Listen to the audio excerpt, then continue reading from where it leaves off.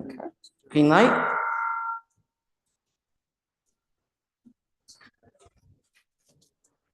So, testing, testing. Is that good? Okay.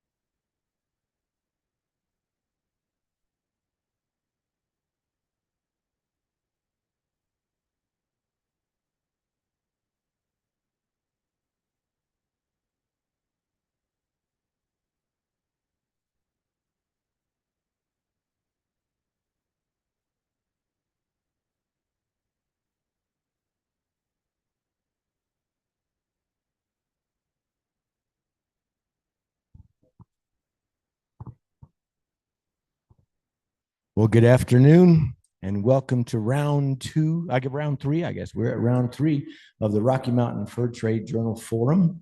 We have two presentations for you this afternoon. The first one is by Miss Carol Kuhn, and she's going to be telling you about Pinckney Sublette. You've all heard of William Sublette. I'm sure you've heard of Milton Sublette. Maybe you heard of Andrew and Solomon, but you probably haven't heard of Pinckney. And now you'll know the rest of the story. Take it away, Carol. Thank you, everybody. Can everybody hear me okay? Yes? Okay, good. Well, thank you all for coming. Today, you're going to learn a little bit more about Pinckney Whitley Sublette, the mystery Sublette, of course. I first met Pinckney in the mid-1980s, where he still is now, up on the bluff near the Dismet Monument, overlooking the Rendezvous site. And I just thought, you know, I've heard of the Sublettes, and this is an odd name, and whatever. Off I went with my traveling companion, Luther the Wonder Dog, to our next historic site, and that was it. So Pinckney laid in waiting for me for many, many years. And I was doing I like to transcribe old handwriting, and I was doing some transcription of letters, part of which were Pinckney's, Williams. And I'm coming across the names of his brothers, except for Pinckney. But I just thought, okay, when I transcribe letters, I got to know all the players. And so that got me interested in Pinckney again. Where is he? Why am I not seeing him written up in these letters? This is his brother after all. So I thought, well, okay, what the heck? Museum of the Mountain Man annual meeting is coming. Let's just do a paper. So the Sublette Whitley families both lived in Kentucky. Philip Allen Sublette married Isabella Whitley in Kentucky. The Whitley family was very well known and very respected. And let me turn my little start button on here. I promised Jim Auld that I would not go over. So that family was very well respected. They were big Revolutionary War soldier people. And needless to say, Philip Allen Sublette married up. But then they went and they had 9 kids. And financing was not all that great. We were getting up to 1819, the Panic of 1819. This is a couple of years before that. But an awful lot of Kentucky had decided that they were going to leave Kentucky, find greener grass than Kentucky. And a lot of them were heading west into Missouri. And the Sublette family was no different. And so they decided to come to St. Charles, Missouri, which was a booming town at the time. And Philip, again, the father of the brothers and the sisters, decided to start a ferry across the Missouri River, which required a petition and a permit. So he was granted that permit. He had this ferry for a couple of years. Go back. And then he decided to end the ferry business. It was a very lucrative business because there are a lot of people that are coming back and forth from St. Charles to St. Louis. And then there are a lot of folks with one-way tickets west, and they still needed a ferry to get across the Missouri River. But after a while, Philip decided that he wanted to open up a little tavern instead. So he sold the ferry and opened up, this building is actually still there. The building on the right was his home and his tavern. All the Sublette kids lived upstairs in that house, and the tavern was downstairs. And the special thing about that tavern was it had the first billiard table in St. Charles. And so they brought in a lot of business. And unfortunately, if you can see that, that's probably what a typical day looked like in the tavern. Philip and his partner, Morgan Swope, were arrested a couple times because of this kind of activity going on. The second time they were arrested for manslaughter because there was a young guy in there drinking, and they let him keep drinking, and he drank so much that he died of alcohol poisoning. So Philip was able to get out of that somehow, and he was a stand-up citizen for the rest of his life after that. The rest of his life was not very long, because by 1821, Philip and Isabella were both dead. They died within less than a year of each other. And that meant that William Sublette was now in charge of all the kiddos. And there were brothers and sisters, both the sisters he farmed out to relatives that lived in the area. Possibly Pinckney was sent for a little while to a relative in the area. And William, of course, as we all know, was doing the transit back and forth to fur country. And then Pinckney, now I estimate, let me check my dates here. I estimate that Pinckney was likely born in 1807, which means that when Bill Sublette came back to town, to St. Charles and St. Louis in 1827, then Pinckney would be, let's say, 19 or 20 years old. He's not the young kid that we read about. He was, a young man, and it was time for him to start a profession. And William must have decided it was time for him to do the family business of fur trade.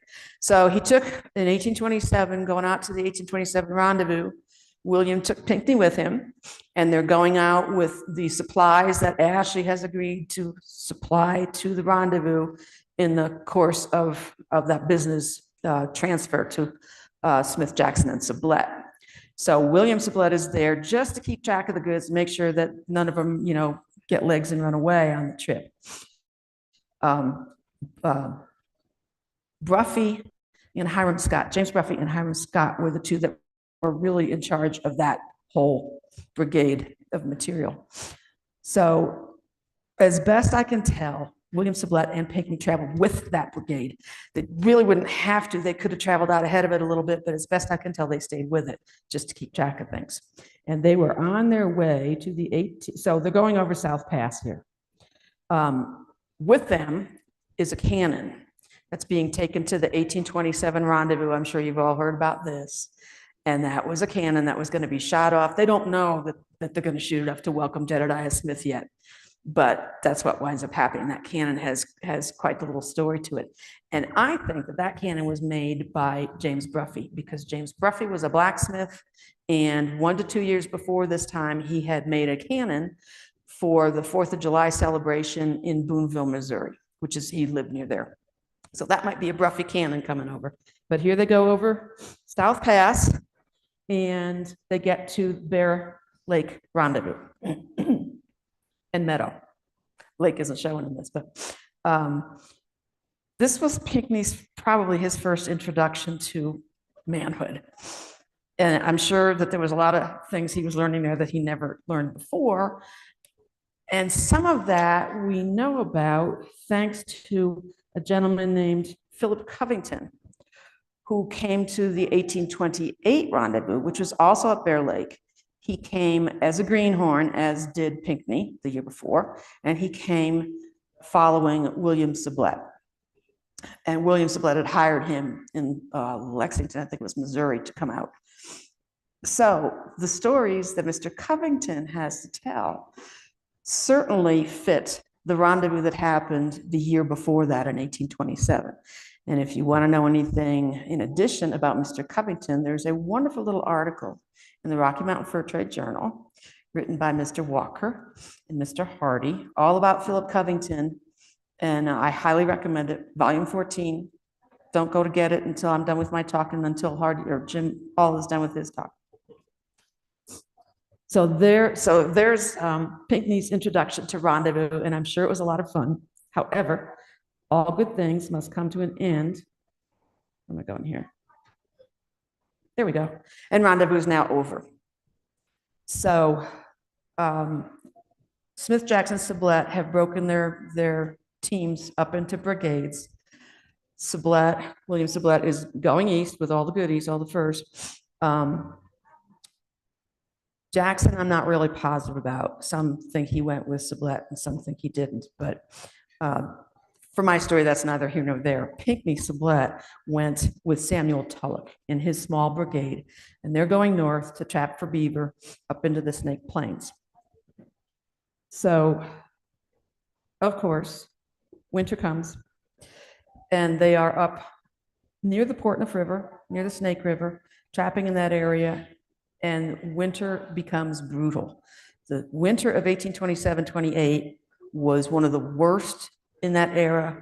Ogden talks about it, Campbell talks about it, how brutal it was, how much snow there was there. And so Tulloch and his brigade decide that, they decided once the summer again. Amazing. They decide that they need to find a place to stay for the winter. And as luck would have it, they run across the winter camp of Peter Skeen Ogden and the Hudson Bay Company. They spend the winter with them. Ogden welcomed them with open arms because he was, of course, a gentleman. And they wind up being a bit of a burden by the time they leave. He was, don't let the door hit you on the way out when they were ready to leave. But they were there for several months. They got there in maybe the third week of December. So they don't have enough equipment to properly go out and pay their own way. They don't have snowshoes, and it's very snowy. They don't have all that many traps, but what they do have is playing cards. So what better way to spend their time? And so that's what, our Tulloch's brigade was doing for an awful lot of that winter, was playing cards and bringing in Ogden's people to play with them. And he was very unhappy about that because he wanted his guys to be out working, trapping beaver. But the good news for Ogden was that the Americans were really bad at playing cards. So they lost an awful lot of their supply of beaver to the Hudson's Bay guys because they were gambling and losing. And so Ogden just got to sit there and collect all these ready-made pelts from the Americans. After time went on and Ogden was getting kind of tired of the whole situation, Tulloch wanted to get his people moving, but they didn't have snowshoes. And Ogden decided he was not going to help them get snowshoes because he was concerned that that would get them back down to Salt Lake City, and then they'd bring up more Americans and there'd be more Americans trapping. So he did his best. He told his people, do not trade snowshoes with them. He told the natives, do not trade snowshoes or teach them how to make snowshoes.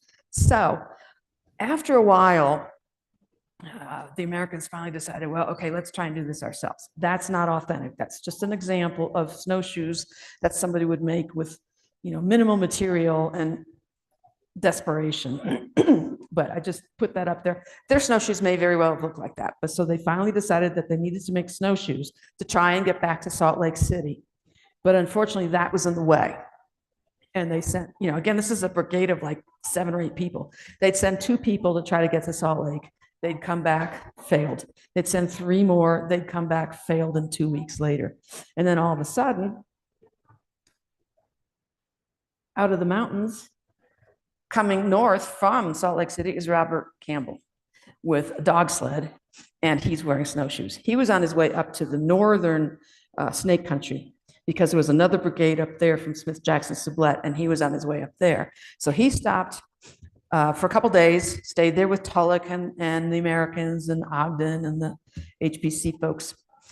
And he, in his narrative, if you guys are all familiar with the Robert Campbell narrative that was put down on paper in the 1860s, actually 50s, he is the only person to specifically say that Pinckney W. Sublette was there in Tulloch's brigade at the HBC camp.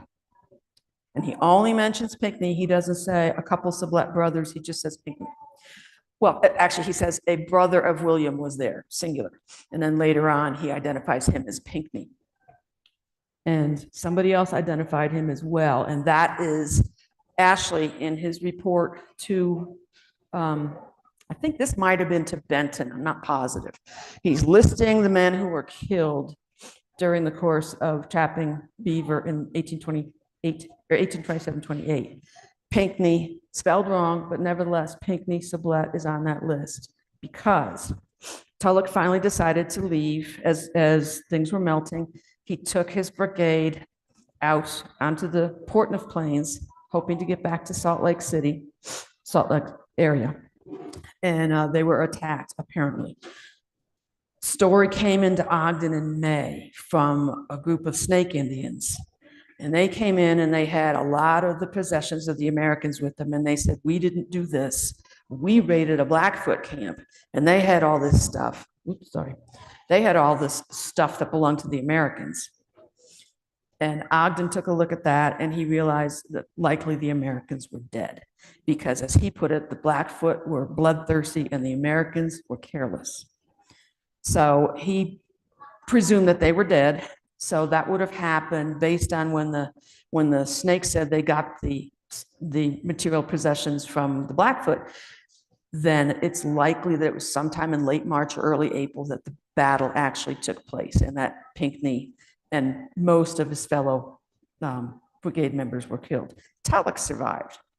So he is the one who brought the information, presumably, he's the one who brought the information down to Salt Lake.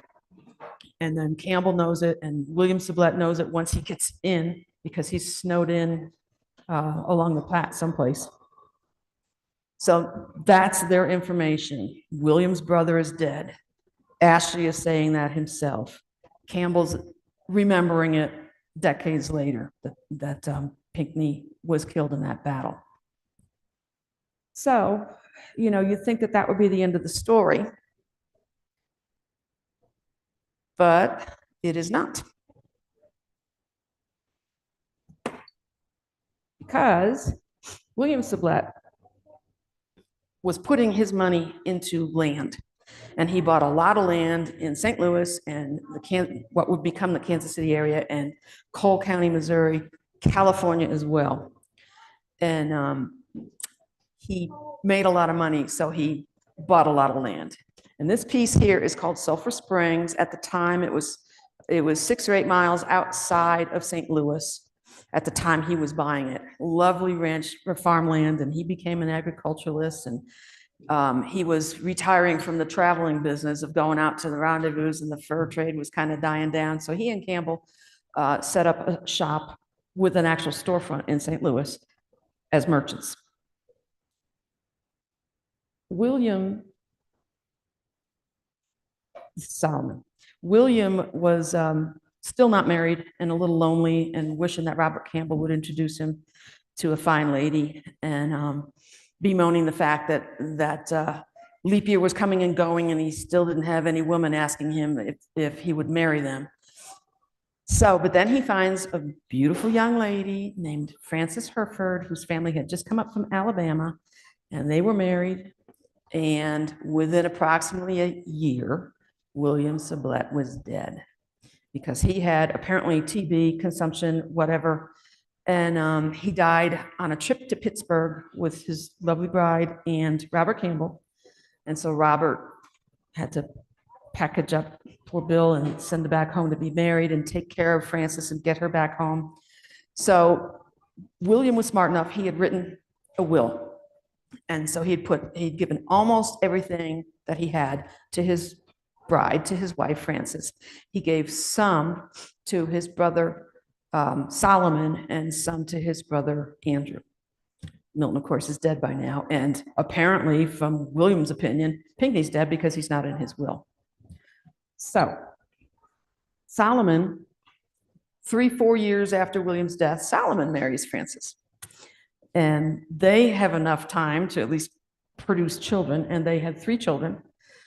The whole family was really sickly, including Solomon, who was really ailing by the time they were married. So Solomon died. Actually, one of the sons, they had 3 children. One of the sons died. Solomon died immediately afterwards. Frances died immediately after him. Then the second son died, and all of a sudden, this family of 5 is now a family of 1. That little girl right there, her name is Fanny. So she now is the proud owner of all the Sublette fortune, the land, all the wonderful furniture and cash on hand and all that belongs to that little itty bitty girl, which would be okay, I mean, maybe she'd go up and use it wisely. However, unfortunately, on May 16th, 1861, little Fanny died. And of course, she didn't have a will. So the problem then becomes, that was the last heir. That was the last Sublette. So what's going to happen now? Who's going to get all that money? Who's going to get all that property? Who's going to get all that good stuff? Well, she had plenty of close relatives, but they're all on her mother's side of the family. They're all Herefords and Hereford cousins. So they took her in, and they took in all that money with her. And that was, the way things were. That was where all the Sublette money was going to be. And they're still Sublettes, but they're cousins and second cousins and, people that don't count unless there's a will that specifically identifies them. So here we are with good old Sulphur Springs developing like mad. And so that beautiful little farm is now developing into residential areas and, more importantly, industrial areas. And the land is starting to become very valuable. So the Sublette cousins and the Whitley cousins are beginning to think maybe we could just go to court and see if we can get some of this land, because it doesn't really seem like it's fair that they've got all the money. So they hired an attorney who told them, well, here's the problem. You're not going to be able to take anybody to court unless you've got a Sublette, a close relative Sublette who's still alive, real close relative Sublette. And so the family just stopped and thought, well, okay, we know William's dead. That's where he's buried in Bell Fountain. We know Solomon's dead. He's buried in the same place in Bell Fountain. We know, and by this time, Andrew's dead, killed by a dog. And we know that Milton has been dead a long time. And there's, proof positive that all these men were dead. The only one that they don't have proof positive of as far as being dead is Pinckney. Because where's the body? There's no body. There's nobody standing over him saying, and then Pinckney died and I buried him. So they decided, well, okay, then if we don't have proof that Pinckney's dead, then maybe he's alive.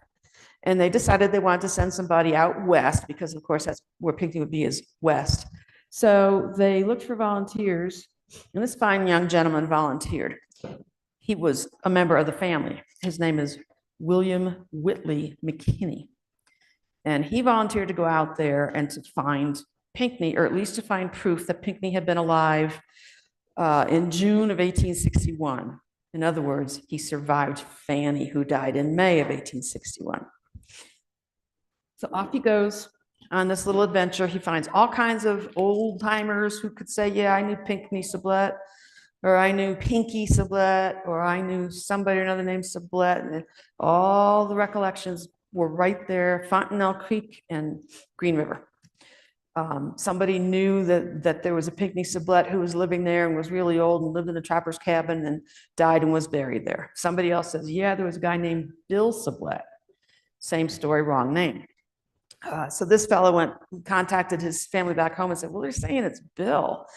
Family back home said that's okay because William was Pinckney's middle name. And of course it wasn't. But these guys were all money hungry. You know, we got to get that body. We got to get that person alive, whatever. We need a Pinckney.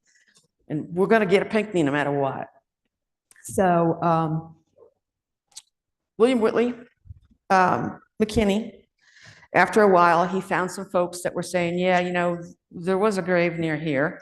We're talking Fontanelle Valley, right at the mouth of the Fontanelle, which may be underwater right now because of the reservoir. And they remembered a gravestone there, but they remembered several other gravestones too, and they couldn't remember what the initials were on this gravestone, and they certainly didn't know the name Pinckney W. Sublette when it was said to them. So this fellow here goes out to find that grave. He finds it. He finds the gravestone, that is. And lo and behold, the gravestone, according to him, says PWS D for died 1865. So he figures, okay, now I'm done. He goes back home to St. Louis to visit all of his relatives and say, let's start the lawsuit because I found Pinckney, PWS, died in 1865. We're good to go. The family attorney, of course, didn't really think that was going to work. So the family attorney went out, met with the landowner and with the neighbors. These are the neighbors, and went out to the spot that Mr. McKinney had found the gravestone, and he finds it. The lawyer, his name is Cruz, Thomas Cruz. He finds the stone, and he pulls it up, and he said, well, it's a really weathered-looking stone, but the lettering is very easy to read on it, and it says PWS D 1865. So he and the neighbor family here, the Holdens, start digging to see if they can find some bones underneath there. And sure enough, they find bones that were purposely laid there with slabs of rock around them and over them. So it was somebody that meant something to the folks in the area. So they dug up the bones and they took the stone and they put the bones in a box and they put the gravestone in another box. This they, meaning the attorney who was in charge of that, Mr. Cruz, shipped it back to St. Louis. He went back to St. Louis and they start their lawsuits because now they've got the gravestone and they got the bones. Certainly PWS is Pinckney Whitley Sublette. So, you know, let the games begin. The games lasted a really long time. Because there are all kinds of lawsuits. There's many, many landowners that were involved in the lawsuit. There's many, many Sublette, Whitley cousins that are involved in the lawsuit. And there was a great deal of legal argument over how do you prove that PWS is Pinckney Whitley Sublette, brother of William and the crew. And this took so long that the skeleton in the courthouse, because that's where it was being kept in that box that Mr. Cruz sent, it's starting to get, you know, publicity of its own with headlines like this. Because these lawsuits are lasting so long. Finally, the St. Louis court determines that they can't say that PWS and the skeleton is actually Pinckney Whitley Sublette, the brother of William. What they say instead was, okay, this is Pinckney Whitley Sublette, but it's not the same one. It's a different one. There were two. This guy's the one that isn't rich. This guy's the one that's not related to all the money. And so, sorry guys, lawsuit's over. And the family continued. They took it all the way up to the state Supreme Court, arguing, family meaning the Sublette and Whitley family, arguing that no, this is definitely our guy. This is our relative. We want money. We want part of the Sublette subdivision. And the Supreme Court just said, no, sorry, the lower court already determined that that's not the same PW Sublette, and so sorry, totally done with the lawsuits. Don't bother us again, we're done. So then along comes, now we are in the 1920s, coming up into the 1930s. Bones are still there. Every now and then there's an article in the paper. Yeah, the bones are still there. Yeah, they're using them for Halloween surprises and scaring people by hanging the skull. So there was a gentleman over here in Wyoming named PW, not related, PW Jenkins, who was a really well-known politician, land reclamation fellow, just a real Renaissance person. And he pushed to get Sublette County made and named Sublette. So he's seeing there's a potential Sublette over there in a box in St. Louis. Why not petition them to bring that box over here and give him a proper burial overlooking the rendezvous site at Green River and Horse Creek? So he petitioned them. They were more than willing to say yes because they wanted to get rid of those bones. It was causing them a lot of aggravation there in the courthouse. So they said yes. He went over, he got the bones. He was interviewed by a local newspaper wherein he admitted, well, you know, they might not really be Pinckney's bones, but they're the bones of somebody who was out here and they deserve to come back here again. So Mr. Jenkins put together a ceremony on the 100th anniversary of the 1835 rendezvous, buried these bones up there on the bluff near DeSmet monument. Big old ceremony, nice little burial there, little bitty box. there's PWS right there. Have a nice monument rock, and the next year they have this nice sign put up that talks about here buried on Fontanelle Creek. I know you can read the rest of it, but please notice the top, because once again, poor Pinckney has his name spelled wrong. But you know, it's been that way from the start. So I guess whoever's buried in there doesn't really mind that they spelled the name wrong of the person who's probably not buried there. But so that brings us full cycle back. There's the monument to PWS, be it Pinckney Whitley Sublette, maybe it's some other person named PWS, or maybe it's someone who doesn't even have those initials.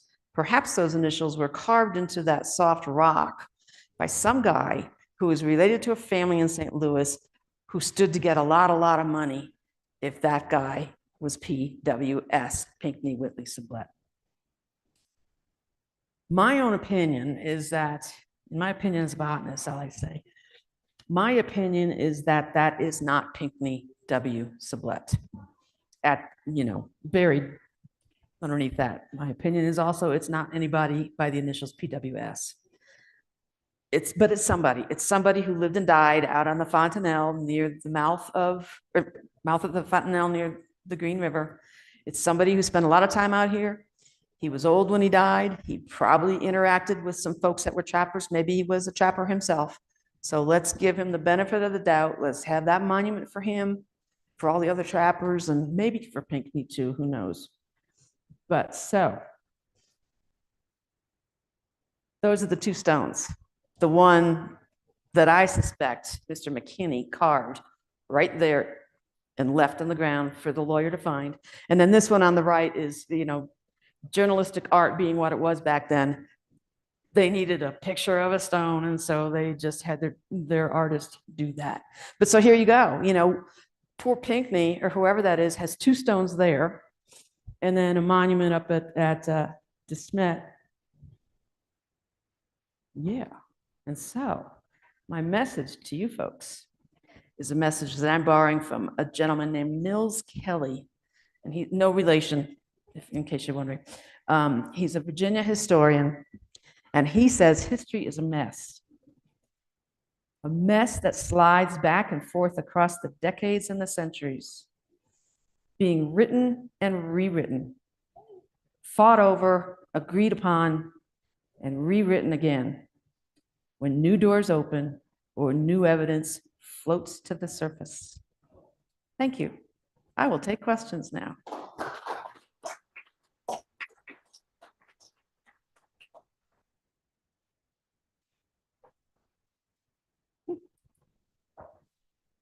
Any questions? You mean I was that succinct? This one.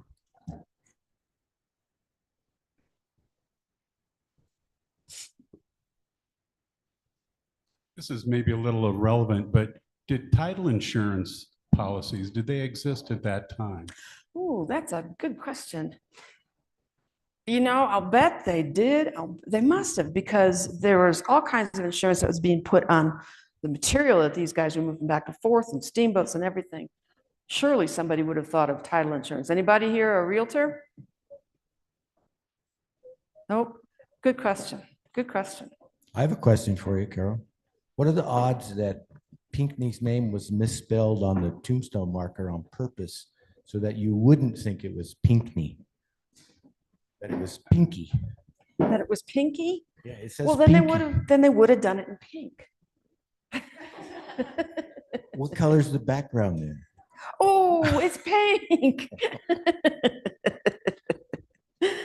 Yeah, There you go. I think it was more like they couldn't spell and they didn't care, you know. Any other questions? There we go. Was it common to use initials? Was it common to use initials on gravestones at the Yeah. time? I would say, yeah, especially considering the situation. You know, he's out there in the middle of nowhere. Well, of course, more people are coming in, but might be in a hurry. The rock is small. I would say, yeah. And I know of other situations, and I think of it where initials are used, maybe a little older than that, but I wouldn't say that's all that unusual. I think I even see initials in cemeteries too, and not just at the corner. It might have been just one more excuse to spell his name wrong. Yeah, yeah, and then, yeah, exactly. And then when you get down to it, initials sure are convenient when you're trying to jack around and make up a gravestone and you're in a hurry to get that thing back in the ground. Just saying, you know. Anybody else? Any more questions? Going once. I just want to make one comment. So when the Holden family found or helped find the grave, Ella Holden was there in the 1920s. She wrote about that experience. Yes. Do you remember of her saying that she saw the gravestone? Yes. She not only saw the gravestone, she was there when they exhumed the skeleton.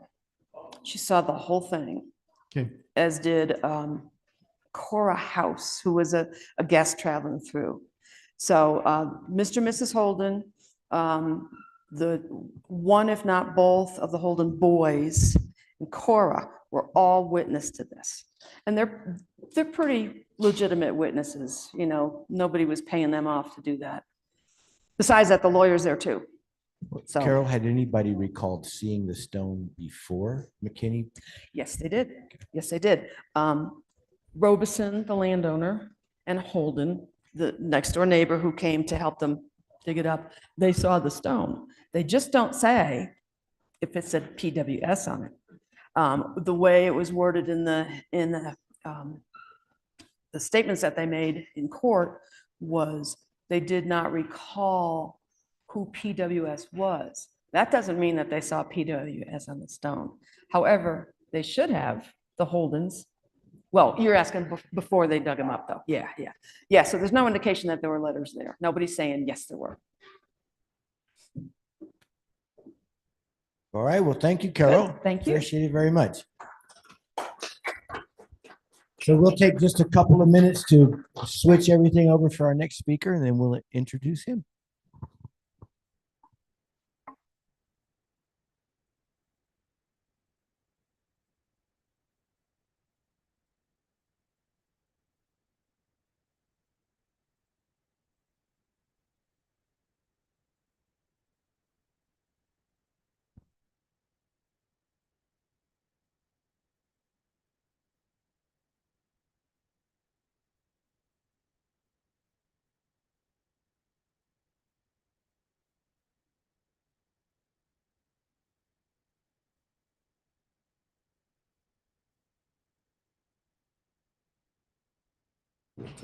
Test, test, test. It's on.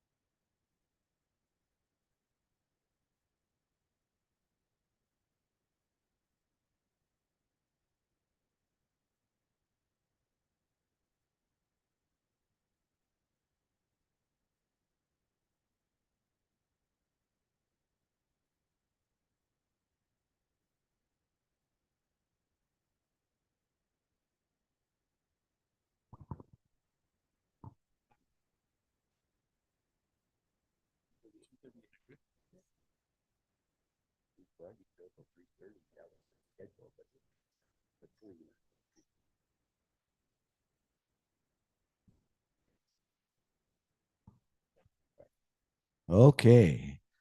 Our last session in the Rocky Mountain Fur Trade Forum is about an intriguing educational project that was put together a few years back.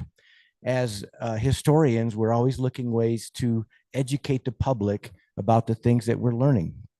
And so this particular project started out as kind of a wild idea, but it came to fruition very successfully. And it's exciting to know that it got pulled off in such a grand way.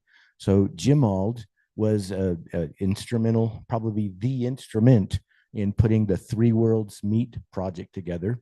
And his presentation this afternoon is on illuminating Three Worlds Meet. Jim Auld. Thank you. Thank you. Can you hear me okay? Yes. Nice and cool back there in the back? Sure. Yeah, right.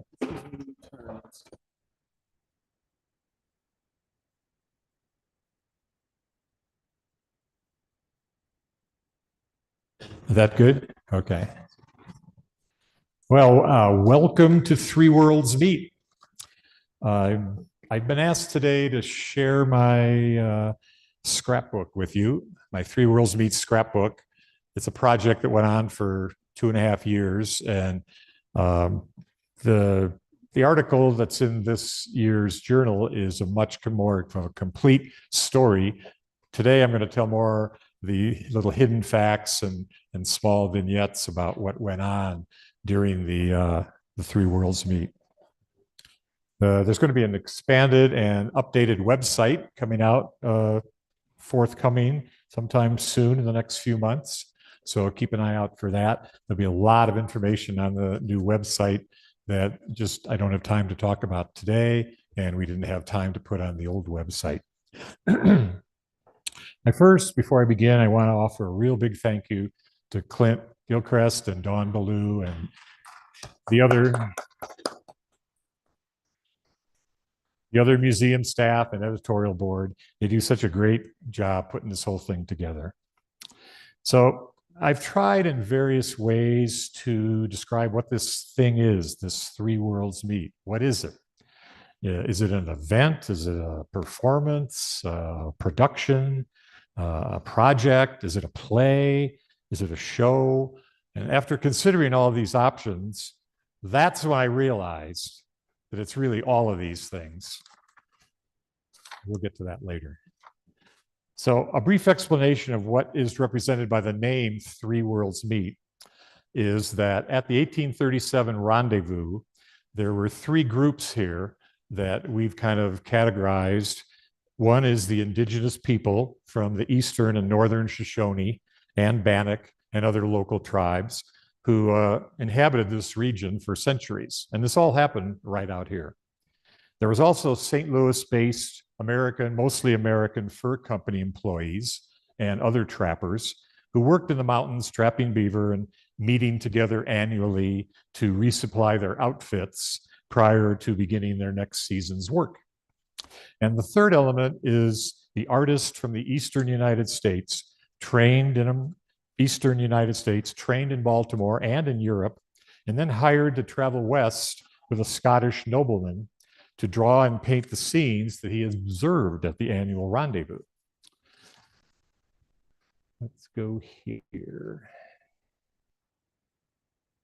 So I want to begin by discussing the narrative of the founding of Three Worlds Meet.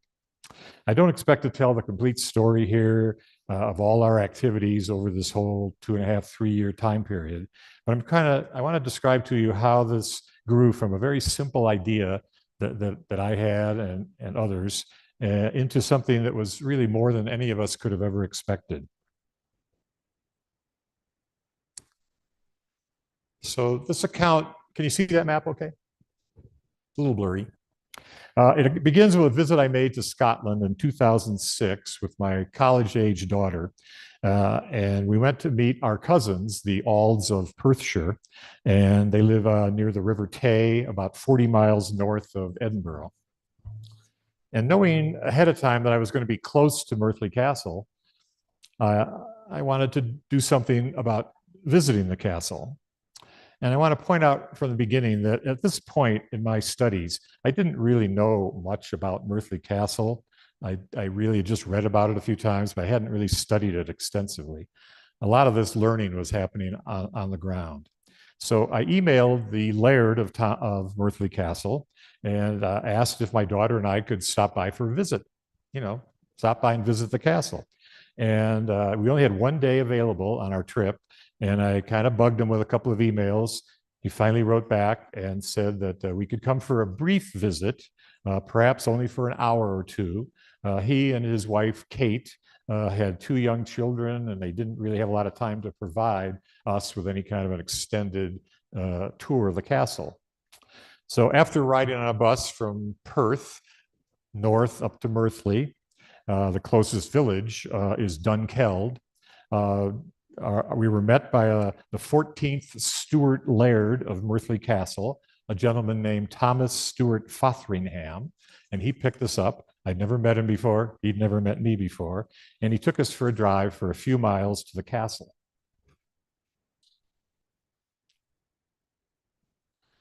We'd only communicated by email a few times, and I think it's fair to say that neither of us had any real idea of what to expect from the other person. But I found out that Thomas is a very generous host, and he led us for a short walk through the estate. And over in Scotland, the grounds around a castle or other large building is known as the policies. So he took us for a walk through the policies. Him, my daughter, and I. And as we walked through the policies, Thomas pointed out some tall Douglas fir trees and other trees that were shipped from the West to the castle in 1847 from the American West by Sir William Drummond Stuart, who had lived at the castle years before. He was the 9th Stuart Laird. So they keep track of how many Stuart Lairds they are. William Drummond Stuart was the 9th. My friend Thomas is the 14th. Now, I want to point out right here that even though I've been reading and researching and writing about the Rocky Mountain fur trade since the late 1980s, I was not any kind of expert at all in 2006, at least, about William Drummond Stuart or Merthley Castle or even the painter Alfred Jacob Miller, who accompanied Stuart out here in 1837. So I was kind of coming into this situation with just a bare veneer of knowledge. That the fuller knowledge would come later. So while walking through the forested paths of Merthley, I casually turned to Thomas and said, "This would be a great setting for a mountain man rendezvous." And after describing to him what I imagined would be needed to put on a fur trade rendezvous, which honestly I didn't really know all about it, I nonchalantly mentioned to him that I knew some people that would know how to do this. And so I'll never forget the next moment, Thomas turned to me and said, "That's a great idea, Jim." And a few minutes later, he asked if we would like to go visit a buffalo hut on the property of Merthley. Well, of course, we said yes. And after a bumpy ride to a nearby hill, we pulled up to a stone edifice built by Stuart in the 1840s. This was an amazing sight. Looked like it was dropped there from outer space somewhere. It was built around 1840 as a place to stay for the Native American gameskeepers that Stuart had hired to take care of the small group of American buffalo brought to Merthley after Stuart's return to Scotland. It has a conical roof and a gabled porch and a tall circular stack in the back. There's a large wooden timber door. The interior walls are half round wood with low benches on either side of the stone fireplace. And the floor still shows wear and tear from firewood and other things being dragged across the cobbled stones. In fact, the key that Thomas used to open the padlock looked like some old prop from an old movie. And that's not surprising because it was a 160-year-old key. So after about a half of an hour, this is Thomas on the left, me on the right. After less than a half an hour of walking around the Buffalo Hut, we needed to return to Perth for an evening appointment that we had. And we'd only been on the ground of Mirthley about maybe 2 hours. But this meeting was truly the catalyst that set in motion the events that we never could have guessed would have ever happened then. Thomas and I became steadfast friends from the start, and our camaraderie has grown consistently over the last 18 years. I really consider Thomas one of my best friends. And that was 2006. I don't think either of us expected to be on stage in Dunkeld 8 years later with a troupe of actors and PowerPoint projectors showing images of Alfred Jacob Miller images behind the historical interpreters, with indigenous people and world-class musicians performing to a sold-out performance at a theater in the nearby town. But before that could happen, there was a lot of work to do, and most of it was being made up as we went along. 7. Yes. So this whole idea of putting on some sort of a performance or a pageant honoring the presence of Alfred Jacob Miller out here, it marinated in my brain for the next few years. And then I began to research the scholarship about the 1837 Rendezvous and to learn about Alfred Jacob Miller and William Drummond Stewart and his travels in the West, and how these topics all related to the visual history of the Rocky Mountains. So then I talked to my friends and my colleagues about how to create educational and interesting presentations that included the art of Miller and the stories about Stewart while he was here in the Rocky Mountains, and his ancestral home in Scotland, and the cultural identity of the indigenous people who lived in this region around Pinedale for generations.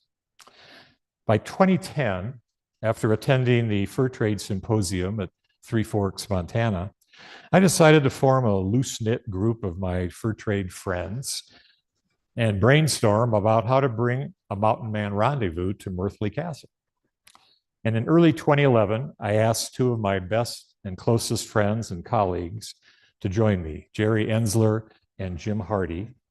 And I called them each on the phone, and immediately they both said, yes. There's Jim on the left, Jerry Ensler in the middle, and myself in the right. Here we are in our costumes that we wore years later when we were in Scotland.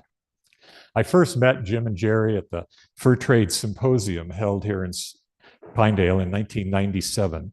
And along with a few other gentlemen and women, I've been very close to all of them ever since. I'm not sure any of these scholars, especially Jim and Jerry, need much of an introduction, but for those of you who maybe don't know Jim and Jerry, I'll give you my little short overview of their accomplishments as authors. Together, both Jim Hardy and Jerry Ensler have written dozens of articles that have been published in respected peer-reviewed journals, such as the Rocky Mountain Fur Trade Journal and others. They are both published authors as well. Jim Hardy's latest work is Hope Maintains Her Throne, The Western Expeditions of Nathaniel J. Wyeth, Volume 2, 1834 to 1836. And Jerry Ensler is the author of Jim Bridger, Trailblazer of the American West, which recently received the True West's Magazine Best of the West 2022 award in Reader's Choice Nonfiction. And they've both even been on cable TV. So soon we invited two other colleagues to join us. And these are two more of our friends, Alan McFarlane on the left and Scott Walker. Alan is an author and contributor of several articles to the Rocky Mountain Fur Trade Journal. He has an extensive background in military history and is a collateral descendant of the fur trapper Robert Campbell. Alan's experience in all of these fields was very priceless to our project, and it helped make a success on many levels. Scott Walker is a longtime member of the American Mountain Man, AMM, as well as an author and editor of numerous fur trade publications. He brought valuable leadership skills and knowledge to the fur trade material culture of our presentations, and he also plays the fiddle. So with this team in place, in 2011, we began to apply for grants and financial assistance to support the ideas that we wanted to bring into this public forum. And one of our main ideas was to identify Miller scenes that would be available for tableaux vivants. Tableaux vivants are living pictures where individuals or groups arrange themselves in a pose that matches a certain scene made by an artist. And in this case, it was Alfred Jacob Miller's scenes of the Rocky Mountains. And so our first actual performance was in June 16th of 2012 at Fort Laramie. This is a group that was photographed then at Fort Laramie. And the American Mountain Men were the ones that acted first, and they hosted some activities there that were influential in arranging for us to contribute an element of historical drama to their program. So they were doing a 175th commemoration event of Alfred Jacob Miller's first presence in the West. It was organized by the AMM and the National Park Service, pardon me. So between the AMM and the Three Worlds Meet group, we chose some historical interpreters to rehearse and stage a tableau vivant while posing in the position of an 1837 sketch by Alfred Jacob Miller. And so this partnership really came together then, and we would continue to work together for the rest of the couple of years that we did these projects, the American Mountain Men and the Three Worlds Meet.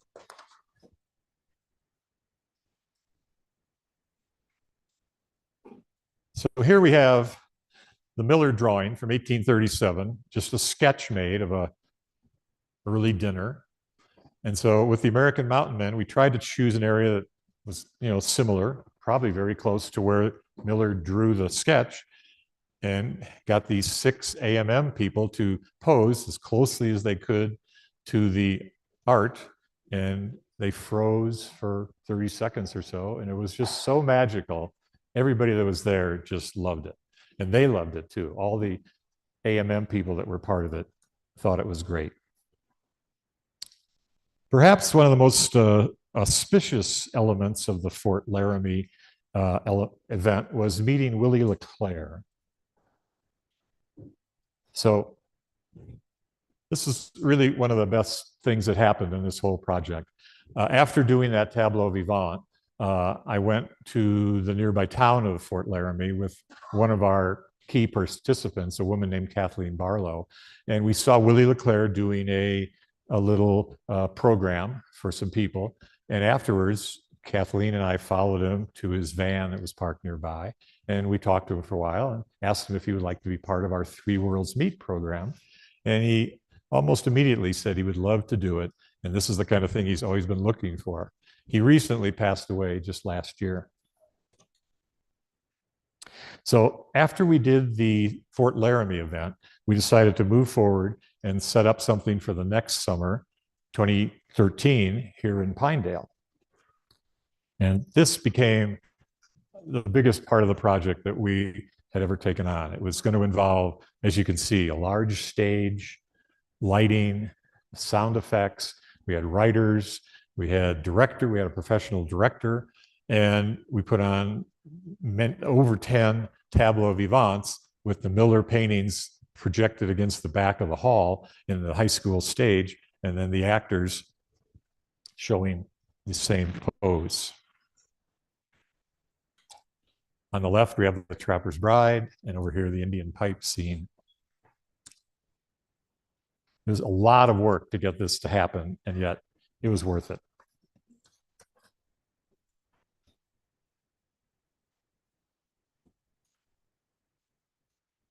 In the upper left, there's Chuck Schreck and Dodie Montgomery. He was the writer. Chuck Schreck was the writer. Dodie Montgomery was the director. Here we have some local Pinedale people you may recognize. There's Clint taking a picture up front. At the bottom shows kind of the scope of the theater itself.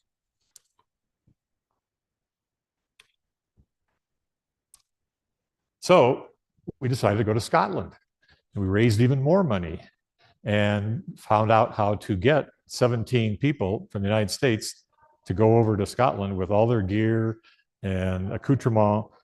We were over there from October 5th through the 14th in 2014. This is what Merthley Castle looks like. This is the main kind of parking area. And there were just so many events that happened there, I couldn't even begin to tell you all of them. But here's a picture of Thomas Fotheringham. And actually, to go back a little bit, he sent a videotape from Merthley for us to show on the screen at Pinedale at the high school. And he welcomed everyone and told everyone how much he supported this program. And so Thomas lives in Dunkeld and knows this musician. Has anyone ever heard of Dougie MacLean? One or two. So Dougie MacLean is a very well-known folk artist in Scotland. He happened to write the theme music for Last of the Mohicans. And he also wrote a song years ago called Buffalo Jump. And it's a song about the Indians driving the buffaloes over the cliff. And it turned out that Alfred Jacob Miller had painted scenes of this happening. And so we put the two together, and it was one of the most amazing things. Dougie MacLean singing on this stage in Scotland, a song about buffalo jumps, while the images of Miller showing buffalo jumps behind him. I really just had to pinch myself and say, how did all this come about? And it was a full house, and it was just a great evening of education and entertainment. I don't have time to go into it all here, but we can answer questions, or on the website, I think there's going to be a lot of that. And I want to give you a little heads up. At the end of my talk, we're going to show a short video of one of the other really favorite events that happened there at Merthley. So while we were at Merthley for a few days, they have a thing in Scotland called Open Day. And so people that live in large houses or estates or castles are invited to open up the grounds of their policies and their castles and let the public just come in for free. And so there was a whole day where Willie Leclerc and his family of Shoshones were dressed like this, set up a teepee, and the people from the local area around Scotland could come and visit and see all kinds of activities and ask a lot of questions.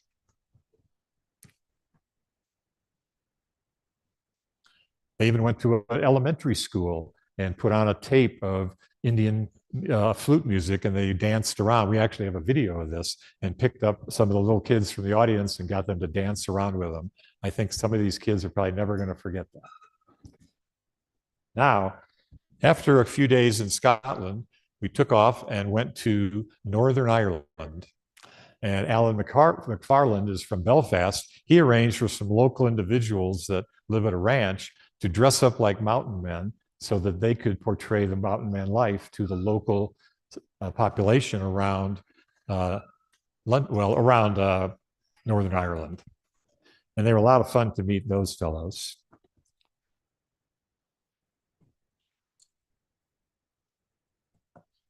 This is just one of my favorite Miller images. It just shows kind of a peaceful group of people sitting around talking and having a good time. So that's the end of my program. Now we're going to take just a little break and put on a video. Then we'll answer questions after that.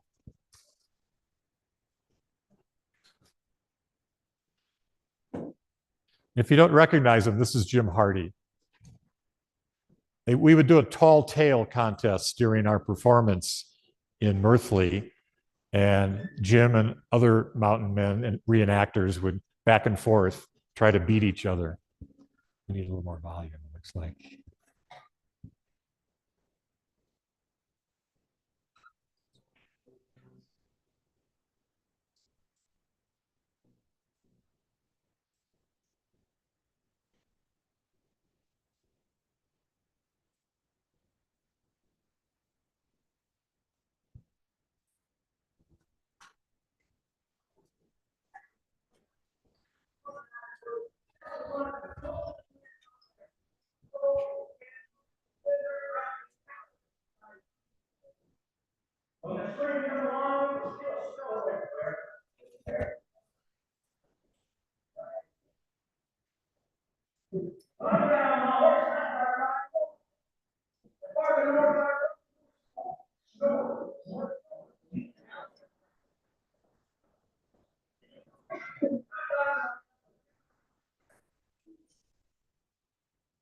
You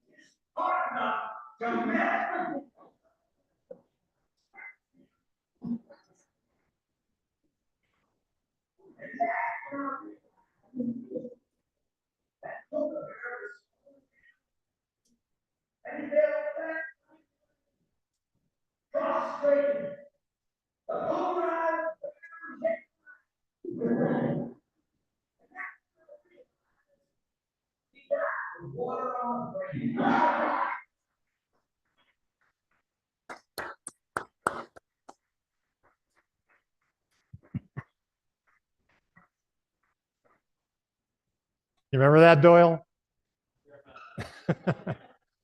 So if you weren't counting, he said, that's when I realized 8 times. So do you have any questions at all about what I've told you or what Jim knows? Doyle Reed was part of it. Him and his wife Debbie came along to Scotland. Yes.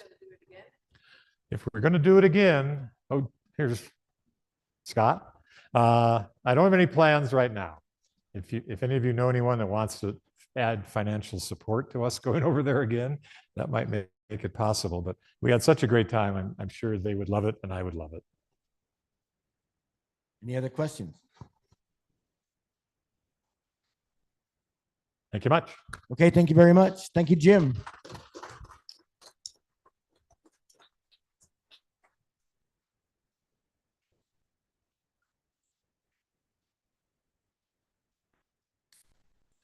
That was good. I came up okay.